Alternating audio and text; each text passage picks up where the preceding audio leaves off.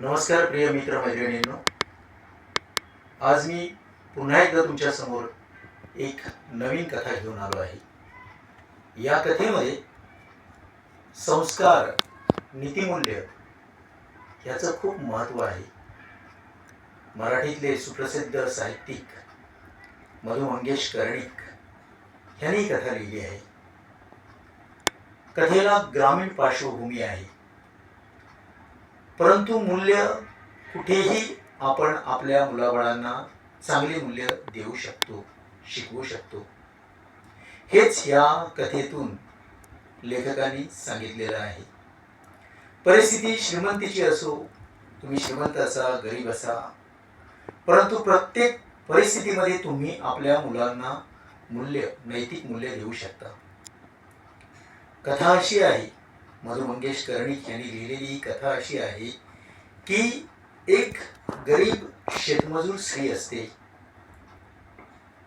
विधवा असते, आणि तिचा एक मुलगा असतो, त्याचं नाव असते गोपू. ही बाई इतकी गरीब असते की गावामध्ये हिच्याकडे स्वतःची शेती नसते, दुसऱ्यांच्या शेतामध्ये जायचं, शेतमजुरी करायची, अशी तिची परिस्थिती.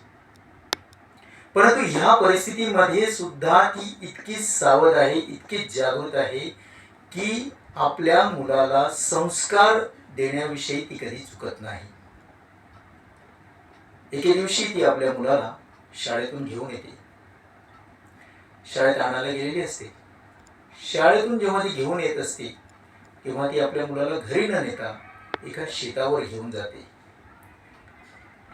कापणीची सीझन असते, भात शेती कापलेली असते सगळ्या शेतकऱ्यांनी.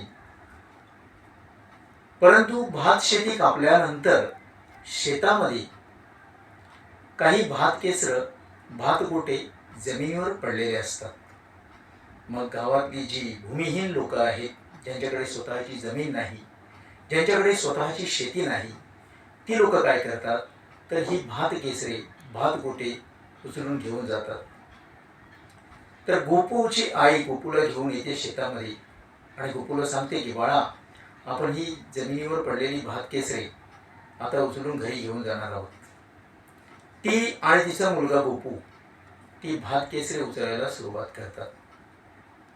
प्रखर ऊन असते, नाही म्हटलं तर गोपू लहान असतो.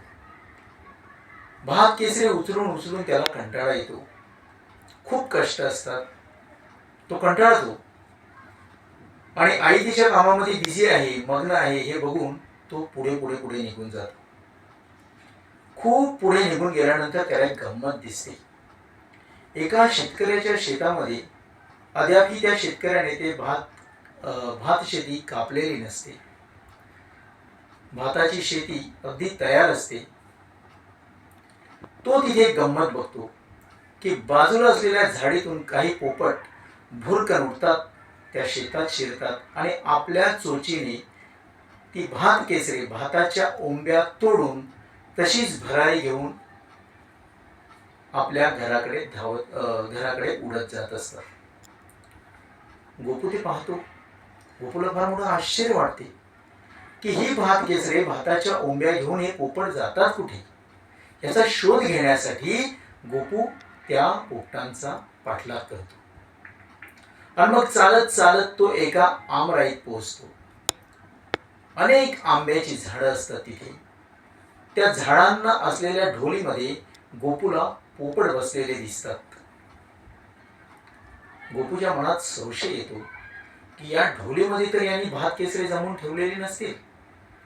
तो जातो, त्यातल्या एका झाडावर चढतो. त्याला पाहून तो पोपट त्या ढोलीतून उडून जातो आणि मग गोपू आपला हात त्या ढोलीमध्ये घालतो. तेव्हा त्याच्या हाताला भात केसरे लागतात. त्यावेळेला त्याला इतका आनंद होतो की आपण जशी एखादी कथा वाचली आहे, ऐकली आहे अलिबाबाची, की अलिबाबा एका गुहेत शिरतो आणि त्या गुहेमध्ये त्याला जसं सोनं चांदी दिसते तसं गोपूला या ढोलीमध्ये भात केसरी त्याच्या हाताला लागल्यानंतर त्याला तोच आनंद होतो. तो आपले दोन्ही किसे त्या भात केसराने भरतो, खाली उतरतो आणि आईच्या दिशेने धावत जातो. तोपर्यंत बिचारी आई त्याचा शोध घेत असते, गोपू गेला कुठे. आईच्या समोर येतो, उभा राहतो. त्याच्या डोळ्यामध्ये एक निराळी चमक दिसत असते, एक आनंद दिसत असतो. आई त्याला विचारते, गोपू कुठे गेला होतास? गोपू आनंदाने आईला सांगतो, गर्वाने, आई मी तुला आता एक गंमत दाखवणार आहे. आणि भात केसराने भरलेले आपले दोन्ही खिसे तो आईला दाखवतो आणि आईला सांगतो, आई तू कधीपासून कष्ट करतेस, किती भात जमवलंस?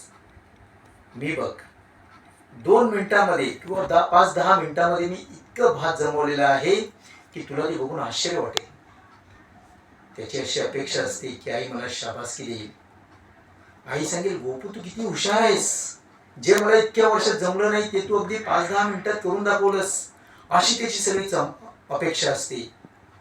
पण आई सावध होते, कारण तिला माहित असते की अचानक हे इतकं भात याने कुठून घेऊन आला आहेस. त्याला पहिला प्रश्न विचारते, हे भात कुठून आणलंस, मला दाखव.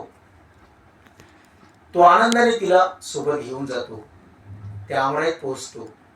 सगळा प्रकार आईच्या लक्षात येतो. आई त्याला म्हणते की गोपू हे जे तू भात घेऊन आला आहेस ते मी घेणार नाही. मन त्या कथेमध्ये लेखकाने तिथे एक सेंटेन्स, एक वाक्य लिहिलेलं आहे. आई हे सांगण्या अगोदर मन घट्ट करते. का घट्ट करते? कारण त्याने त्याच्या डोळ्यातली चमक तिने पाहिलेली असते, आनंद तिने पाहिलेला असतो आणि तिला माहित असते आता जे काही मी सांगणार आहे त्याने हा निराश होणार आहे, त्याला वाईट वाटणार आहे. चालेल वाईट वाटलं तर, परंतु जे काही सांगणं आवश्यक आहे ते मी सांगणारच. म्हणून तिथे लेखकाने वाक्य दिलेलं आहे की ती मन घट्ट करते आणि गोपूला सांगते की जरी तू त्या पक्ष्यांनी आणलेला भात घेऊन आला असशील तरी सुद्धा मी ते घेणार नाहीये, कारण पक्ष्यांची झाली तरी ती चोरीच आहे. दुसरं एक मूल्य ती आपल्या बाळाला देते, ते म्हणजे पक्ष्यांनी जमवलेलं अन्न जर आपण घेतलं तर त्यांनी काय खावं. बघा, इतकी गरीब परिस्थिती असून सुद्धा ती बाई संस्काराची संधी दवडत नाही, मुलाला नैतिक मूल्य देताना कचरत नाही. पहिलं मूल्य देते की त्या पक्ष्यांनी काय खावं, म्हणजे आपण सगळीकडे आपल्याला हाव सुटलेली असताना, आपण सगळीकडे सगळं काही ओरबाडून घेत असताना आपण दुसऱ्याचा विचार करावा की करू नये, हे मूल्य ती पहिल्यांदा आपल्या मुलाला देते. आणि दुसरं मूल्य म्हणजे तू चोरी केली आहेस ह्याची त्याला जाणीव करून देते. तेव्हा तू प्रश्नार्थक नजरेने आईकडे पाहतो, चोरी कशी काय ग, मी त्या शेतकऱ्याच्या शेतात गेलोय का आणि कोयतीने विळीने तो भात कापून आणलाय का? नाही ना, त्या पक्ष्यांनी त्यांच्या ढोलीमध्ये जे जमवलं होतं तेच मी घेतलं आहे.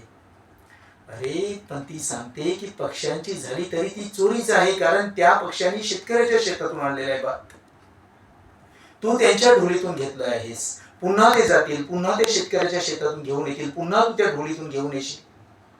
मग हे जे चक्र आहे यामध्ये पक्ष्यांनी माणसाची आणि मग पुन्हा माणसाने पक्ष्याची, म्हणजेच माणसाने माणसाची चोरी केल्यासारखं आहे. गोपू इतका लहान असतो की त्याला हे सगळं समजत नाही. आईची वाक्य त्याच्या डोक्यामध्ये घुमत असतात, पण तरी सुद्धा आईने त्याच्या सबकॉन्शियस माइंडमध्ये हे टाकलेलं असते की ही चोरी आहे, या आशेवर की आज ना उद्या गोपू समजेल, माझा मुलगा मोठा झाल्यावरच मी त्याला शिकवेन. असाच जर तिने पवित्रा घेतला असता तर कदाचित ती अयशस्वी झाली असती. मला इथे न्यूटनची एक गोष्ट आठवते. महान शास्त्रज्ञ आयझॅक न्यूटन यांच्याकडे म्हणे एक बाई तिच्या मुलाला घेऊन आली आणि तिने आयझॅक न्यूटन यांना विचारलं की मी माझ्या मुलाला कधीपासून शिकवायला सुरुवात करू. तेव्हा आयझॅक न्यूटन हसून तिला बोलले होते की बाई तू उशीर केला आहेस, अगदी पहिल्या दिवसापासून म्हणजे जन्माला आल्यापासूनच तू त्याला शिकवायला सुरुवात करायला पाहिजे होती. ही बाई या कथेमध्ये मधु मंगेश कर्णिक यांनी सांगितलेलं आहे की तिची इतकी कामं घरी पडलेली असतात की जे भात तिने शेतातून पडलेलं भात, खाली जमिनीवर पडलेलं भात गोळा केलेलं आहे ते घरी घेऊन जायचं, उखळामध्ये काढायचं, तांदूळ वेगळे करायचे, भाजायचं, बरीच कामं असतात.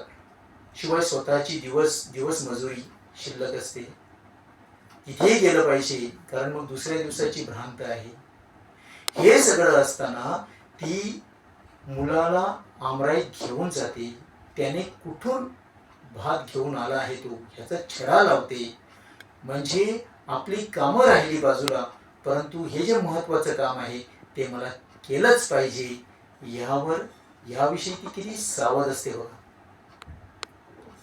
म्हणजे गरीब असली तरी आपल्या मुलाला संस्कार देण्याविषयी ती चुकत नाही. ती आपला महत्त्वाचा वेळ त्या पाठी देते, आणि हा महत्त्वाचा, तिला हे माहीत असते की हा महत्त्वाचा वेळच माझ्या मुलाला उद्या एक उत्तम आणि चांगला नागरिक म्हणून घडवणार आहे.